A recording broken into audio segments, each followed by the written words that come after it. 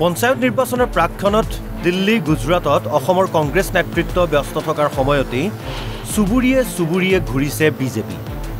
মিত্ৰদল অগপক লগত লৈ পঞ্চায়ত নিৰ্বাচনত প্ৰতিখন জিলা দখল কৰাৰ কুচকাৱাজ বিজেপিৰ মন্ত্ৰী বিধায়কৰ। বিজেপিৰ সমানে আসন ভাগ বতৰাৰ পাছতেই তৃণমূল পৰ্যায়লৈকে যাত্ৰা আৰম্ভ কৰিছে অসম গণ পৰিষদ দলেও।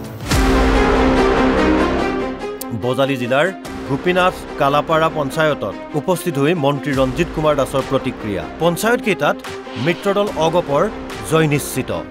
এই জিলা পৰিষদটোত যেহেতু আমাৰ অংশগ্ৰহণ কৰিব আমাৰ অসম গণ পৰিষদ মিত্ৰদলে, আৰু মই ভাবোঁ যে মিত্ৰদলে জিলা পৰিষদৰ লগতে এই চাৰিওটা আঞ্চলিক পঞ্চায়ততো জয়লাভ কৰিব। কংগ্ৰেছ ক'ত থাকিব? কংগ্ৰেছ গোৱালপাৰাত থাকিব। গোৱালপাৰা ধুবুৰীত কংগ্ৰেছ আছে আৰু সংবাদ মাধ্যমত কংগ্ৰেছ। গোৱালপাৰাত বাছি আছে, ধুবুৰীত বাছি আছে, ক'ত কংগ্ৰেছ থাকিব?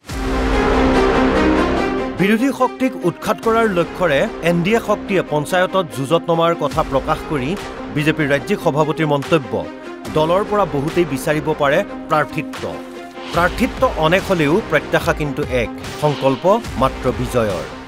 আৰু নিশ্চিতভাৱে আমাৰ দলটো এটা কথা স্পষ্ট যে প্ৰাৰ্থিত্ব অনেক বা প্ৰত্যাশী অনেক আৰু প্ৰত্যাশা এক, অৰ্থাৎ প্ৰাৰ্থিত্ব বহুত হ'লেও সকলোৰে প্ৰত্যাশা বা আশা এটাই, সেইটো হ'ল ভাৰতীয় জনতা পাৰ্টি NDA জিকিব লাগে, জয়লাভ কৰিব লাগে। যে যিমানবিলাক প্ৰাৰ্থিত্ব প্ৰত্যাশী আহিছে সকলোৰে মনত এটা প্ৰচণ্ড বিজয়ৰ এটা যেন তেওঁলোকে সংকল্প লৈ আহিছে, গতিকে সেইকাৰণে মনটো ভাল লাগিছে। পঞ্চায়ত নিৰ্বাচনক কেন্দ্ৰ কৰিয়েই বঙাইগাঁও অভয়াপুৰীত উপস্থিত হৈ মন্ত্ৰী জয়ন্ত মল্ল বৰুৱাৰ মন্তব্য, জিলাখনৰ 8খন আসনতেই জয়ী হ'ব মিত্ৰদল। বঙাইগাঁৱত অগপ দলে 3টা সিটত নিৰ্বাচন খেলিব আৰু আমি এটা সিটত নিৰ্বাচন খেলিম।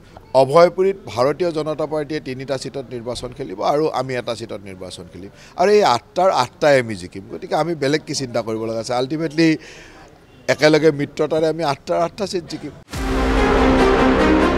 পঞ্চায়ত নিৰ্বাচনত অগপৰ বিজেপি ঐক্যবদ্ধভাৱে অৱতীৰ্ণ হ'লেও উজনি অসম আৰু বৰাকত বহু অগপৰ সদস্যই যোগদান কৰিছে বিজেপিত। ডিব্ৰুগড়ৰ খোৱাং সমষ্টিত বিধায়ক চক্ৰধৰ গগৈৰ উপস্থিতিত অগপ আৰু কংগ্ৰেছৰ বহু সংখ্যক লোকে যোগদান কৰে গেৰুৱা দলটোত। শ্ৰীভূমিতো সাংসদ মিশ্ৰণ ৰঞ্জন দাসৰ উপস্থিতিত অগপৰ পৰা বিজেপিত যোগদান কৰি উৎফুল্লিত সদস্যসকল।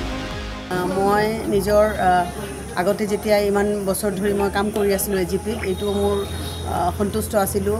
আমাৰ নেতৃবৰ্গ মোক যিমান দায়িত্ব দিছে মই যিমানখিনি কৰিছোঁ, কিন্তু আমাৰ আজি গাঁও পঞ্চায়ত ইলেকশ্যন আছে, লোকেল মানুহৰ বৃহৎ স্বাৰ্থৰ কাৰণে, আৰু এই যে আমাৰ বিজেপি দল মই আজি জইন কৰিছোঁ, এই দলৰ নিয়ম নীতি আদৰ্শ এইবিলাকৰ ওপৰত মই সদায় আকৃষ্ট আছিলোঁ। নিৰ্বাচন চমু চাপি আহিলেও নলবাৰী ঢেকিয়াবাৰীৰ একাংশ ভোটাৰে ক্ষোভ প্ৰকাশ কৰি ক'লে, নিৰ্বাচনৰ পূৰ্বে সমস্যা সমাধান নহ'লে বৰ্জন কৰিব পঞ্চায়ত নিৰ্বাচন। ব্যুৰো ইনপুটৰ সহযোগত দীপাংকৰ মেধিৰ ৰিপৰ্ট, NB নিউজ।